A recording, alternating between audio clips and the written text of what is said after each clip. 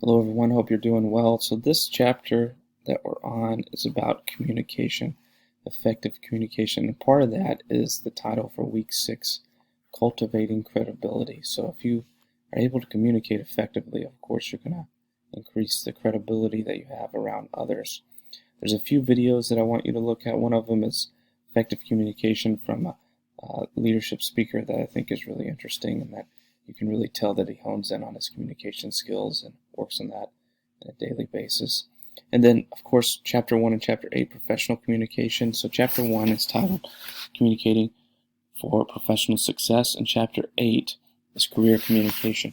Now, there's not going to be a lot about career communication in this module, but we do have some aspects of it in here, especially in relation to communication as a whole. So the lecture focuses on communication, what's effective communication, because that will provide you professional success in the future. You do have Chapter 1 slides in here, and they're a little bit edited because I took some information that was in our previous textbook in order to use that for this week. I thought it was really interesting, and there's a lot of great information I don't want to leave out there. And then you have a discussion post due this week about cultivating credibility, just a review of the lecture and then also of the chapters.